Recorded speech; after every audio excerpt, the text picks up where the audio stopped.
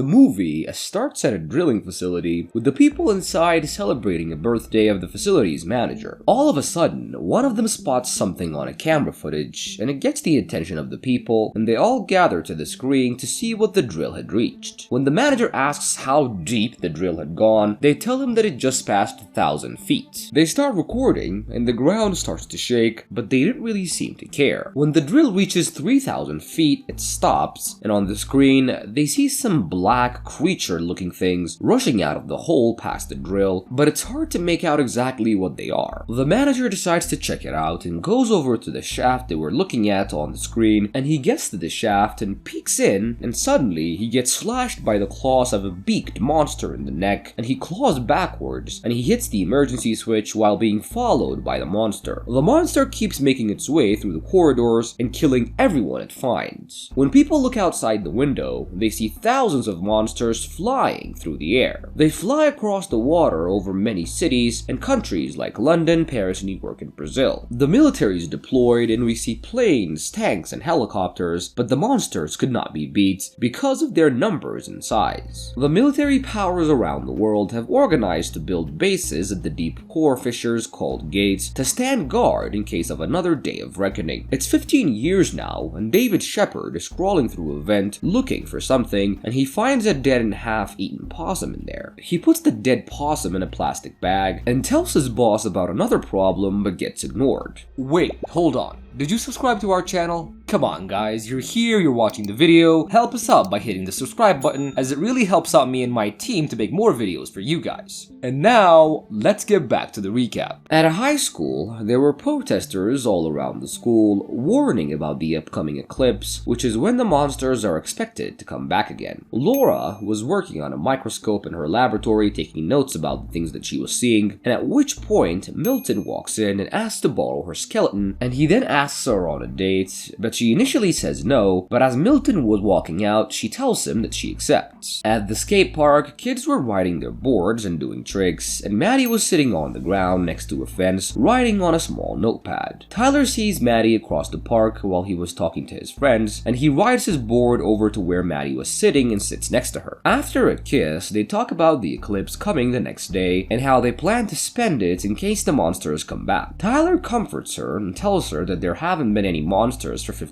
years now, and Garrett, a soldier, gets waken up with a phone call and is called into the base because there has been some activity in the gates. So he drives over and talks to a technician, telling him that this looks real and that it's not just some drill. Back at home, Tyler is playing a video game, and David, who's Tyler's dad, knocks at the door. After Tyler lets him in, David goes to the kitchen and talks to Laura, who's Tyler's mom. Garrett was inside the facility and tries to turn on a circuit breaker, but it sparks and nearly electrocutes him. Tyler and David were watching a movie, and a phone rings and David answers. It was David's uncle Ted, who warns him about the eclipse and offers David a place to stay because Ted has a fortified shelter. As David was talking on the phone, the movie on the TV cuts to a breaking news feed, and it tells the people about the upcoming eclipse and says that there are signs that the monsters might be coming back, so people should get to safety. A four-legged monster with big teeth jumps out of the gate in the facility. David is told by Laura to bring back Tyler over to her house, but when he looks for him, Tyler was missing. When Laura finds out, she tells Milton, and they track his phone to find out that he's at the skate park again with Maddie. They look up to see all the birds migrating over, which is a sign that the monsters are close by. David is stuck in traffic when he gets a text from Tyler telling him that they're at the park. Garrett was down in the basement when the monster attacks them, and one of his co-workers gets killed by the monster, and the soldiers shoot at it, but the monster doesn't seem to get affected by the bullets. David runs out of the park and meets up with Tyler and Maddie, and soon after Milton and Laura also come with a car and take all of them to a shelter reserved by Milton. The road was jammed up with traffic, and they were worried about not making it in time, and as they sit in the car, they see these devil worshippers. When they get to the shelter, the soldiers are only letting in women and children, despite Milton explaining to them that he's made arrangements for all of them. So both David and Milton stayed out as Laura and Tyler and Maddie get in line to go inside. But Tyler runs away to be with his father, which in turn makes Maddie and Laura also follow him to Milton's car. As they were driving to get to the bunker prepared by David's uncle, they get stuck in traffic again, and they get out of the car, and the eclipse has started now, and the monsters are flying out of the gates. Everything is locked, and they can't seem to find the shelter anywhere, and in the commotion, David and Milton start fighting, and Milton gets taken by one of the flying monsters. The rest get inside the car and drive down to the LA River, but they run out of gas in the middle of the river. They find a group of cars and decide to try to take one of them, and David walks out of the car and goes over to a new car to see if it runs. As he climbs in, he's surprised by a man in the backseat of the car, but both their attentions turn to the horned monster in front of them. David and the man pretend to be dead so the monster won't attack, and when the monster goes over to eat another person, David calls over his family to get into the car, and as soon as they climb out of their car, the monster notices and walks over to them, and the man in the car climbs out and throws some salt onto the monster as they run over to get in the car. But the salt really doesn't slow down the monster enough, and it kills the man, which makes them drive away. They then reach Ted's bunker in the desert and knock on the door, but he was not opening it. They call out and signal to the camera, even use a rock to knock on the door, but there was still no answer, despite Ted seeing them through the camera. As they were stuck outside the bunker, a lot of the monsters come running down the mountain, and they get ready to face the monsters, but just in time, the door opens, and they run inside and close it with no time to spare. Ted greets them with his wife Stella, and in the corner they see Garrett, but his story doesn't seem convincing to David. Stella starts preparing dinner, and Tyler opens the radio, and they all hear people screaming. They start to eat together and talking to Garrett, and David slowly picks up a knife and hides it in his pocket as David keeps talking. They finish eating, and the plates were being put away, and David is looking at Garrett weirdly, and Ted tries to tell him to stop. Suddenly, Garrett pulls out his gun and points it at everyone and makes David drop his knife. Ted explains that Garrett was holding them hostage, and Garrett tells them that Ted wouldn't let them in, but Stella did. David tries to convince Garrett to put the gun down, and Tyler jumps on Garrett to get the gun away from him, but Garrett pulls him off, and Maddie then turns everyone's attention to the fact that the noises have stopped. As they look around, Stella gets bitten by a worm-looking thing on her neck, and Ted pulls it off quickly, then Maddie puts salt on it and shoots at the worm. Maddie then catches the worm with a cleaver and cuts off its head. The big horned monster arrives outside the bunker as they try to take care of Stella and tie up Garrett. David looks through the camera at the horned monster, trying to knock the door down, and the others bandage up Stella. They all agree to take the tunnel out to safety, but Garrett mentions that he's left the car 2 miles from there and they can take it to the facility at the gates, and convinces them that the monster will not be there anymore. So they all get different types of guns from Ted's bunker, and they slowly walk out back to the tunnel with a tied up Garrett leading the way. They walk in the dark to the truck, and Stella falls over, but they keep going, and Laura argues with David, and they then find a dead monster as Maddie walks up to it, and Tyler stops her, and they walk away. A similar worm wraps itself around Maddie's leg and pulls her into a hole in the ground. She screams as Tyler grabs her and tries to pull her back, and Laura shoots it, and David pulls Maddie back to her feet, and the worm goes back into the hole. As they run away, Garrett convinces David to untie him, telling him that he can help in situations like this, so he cuts off the rope tying up Garrett. And as soon as he gets free, Garrett pulls up his sleeve, and it turns out that he was bitten by a monster and has a big scar on his arm. Day breaks, and they see the city destroyed and on fire over the horizon, and as they walk over to the truck, everyone climbs in, but Garrett doesn't seem to get it started. And the monsters again come toward them over the hill, and Garrett then jumps out to get the car to start. As all of this is going on, Stella was looking at Ted's gun closely, and she was in bad shape by now, and suddenly she grabs Ted's gun and wrestles it away from him to shoot herself, but Ted gets the gun back from her, but she walks over to the monsters and gets eaten as the car starts and they drive away. They reach the facility, which is empty, and Garrett gets no response to his radio message, so they all get out of the car and carefully get inside the facility. Garrett then points them to where the medical supplies are, and they all go except for David, who stays with Garrett to go turn on the saltwater system in the facility. After David and Garrett turn on the power, they have some blood drip on them, and they see the body of a soldier. They rush over to the others, and as they try to get to a safe space, they get attacked by a monster on their way. They shoot it it down, and in that time, Garrett runs over to the safe space and locks it without them and injects himself with something. David then goes to get the salt water to circulate through the pipes, and he crawls through the vent and gets the water running. He gets caught by a monster on his way back, and he kicks it away and kills it with the salt. The others get attacked by a lot of monsters, and they defend themselves, and David tells them through the intercom to turn on the fire alarm. Ted then decides to fight off the monsters with a wrench to get to the fire alarm, and he gets the alarm with the monsters all over him and turns it on, releasing the salt water, killing the monsters. As the sun comes up, all the monsters climb back into the tunnels that they came from, and they run to get outside, but they run into Garrett holding a gun, and he shoots Tyler in the shoulder. As Garrett was going to shoot them, David knocks him out with a fire extinguisher, and Garrett gets eaten by a large worm-looking monster. They then run to a storage room, make a bomb with salt, and use it to kill the large worm. And now, finally, everybody was safe, and they hug and relax and walk out into the sun. And with that, the movie comes to an end.